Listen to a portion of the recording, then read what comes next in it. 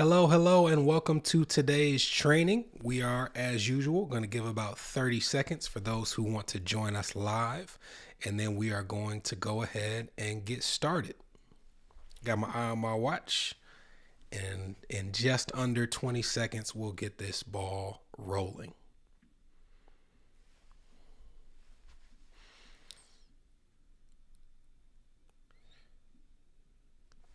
All right, let's go ahead and get to it. As I said, my name is Brenton Harrison with Escape Student Loan Debt. We are an online education company with trainings that offer debt reduction and elimination techniques for federal and private student loan borrowers whose payment or balance have become a major barrier in one or more aspects of their life. Could be their finances, could be their credit, their relationships, their dream for home buying and business ownership. Whatever it is, we offer trainings to meet that need. And today I want to tell you a quick story about one of our students named Jamara. Jamara was a student who actually introduced me to a field I'd never heard of. She was an instructional designer, and she went to one of the top schools in the country for instructional systems design, I think is the name of the degree. And we've talked about in these stories, in these tales of our students that we've come across over the years, that there are certain limits that are placed on how much you can borrow when it comes to undergraduate federal student loans. And Jamara was in a situation where the amount of money that she needed for school, because this top program was one of the most expensive programs, she was not going to be able to borrow enough to meet her needs. She was going to be short a little over $1,000 a month every single month for the entirety of her 4-year degree. This really worried her. She'd worked really hard to get into this program. She knew how prestigious it was, and her options were to stay there and try to find a way to borrow that extra money, or she could try to find another source. Maybe she'd have to transfer back home and find a school that offered a similar degree, but without the gravitas that she had where she was currently. But I haven't introduced you yet to Jamara's father. And Jamara's parents both loved her very much. Her father was the type that was going to step in whenever Jamara found herself in a situation where she needed a little help, a little push. And Jamara's father decided that if she was short, he would pick up the difference in what she needed in federal loans by taking out what's called Federal Parent Plus loans. If you're not familiar with these are Federal Parent Plus loans that are offered to the parents of students who are in situations just like Jamara, where they have bumped up against those limits, and now the parent is saying, I'm going to come and put that loan on my back. Now, it would be one thing if Jamara's parents earned crazy money, but her father, at his peak earnings, probably earned around $50,000 a year. And at the time she went to school, he was less than 10 years from when he wanted to retire. Wasn't making crazy money, but he'd been able to be a good saver. He'd paid down his debts. Outside of their home, there was really nothing they had to pay. And he and his wife, Jamara's mother, were planning to just kind of keep their expenses low in retirement. And they wouldn't be rich, but they'd be able to meet their needs and still not have to go back to work.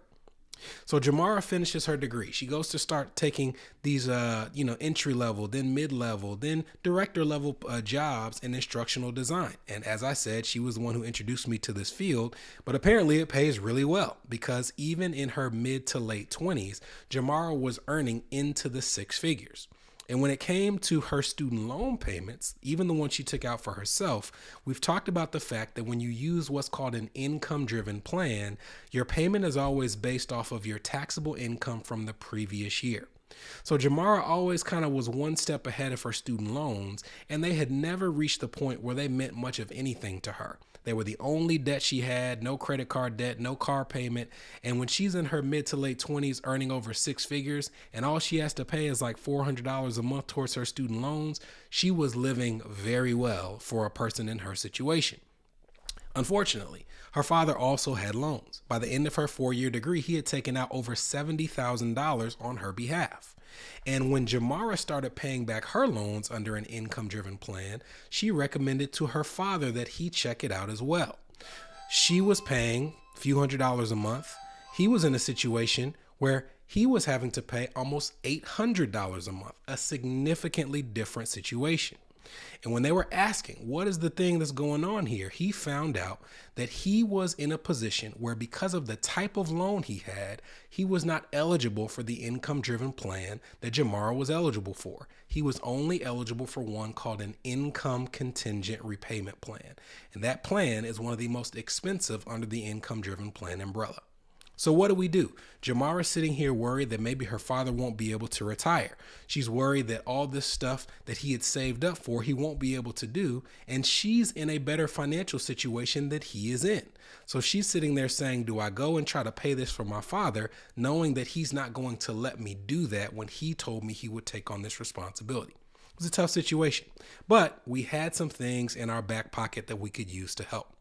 The first is we made her aware of a particular strategy that you can use to recharacterize a Parent Plus loan into the same type of loan that Jamara had, which would make her father eligible for the same repayment plan that Jamara had as well. It is a multi-step process that requires at least 3 different student loan lenders and at least 2 different applications for consolidating different loans. But we took her through that process along with her father and made him eligible to be on the same type of repayment plan she had at a much lower amount. Then we also showed him how, based off of the fact that his income-driven plan would base his payment off of his previous tax returns, when he actually retired, what he would be living off of in the eyes of the IRS would not all be considered income. Much of it would be completely off of his tax return and significantly lower his pay based on the taxes that he was filing now in his working years. When we showed him, here's what we're projecting your tax payment will be, and here's what we're projecting you'll be able to give to your servicer to verify your income, we were able to ease his concerns, because in retirement, we projected that he would never have a loan payment above $100 a month based on the rules of income-driven plans.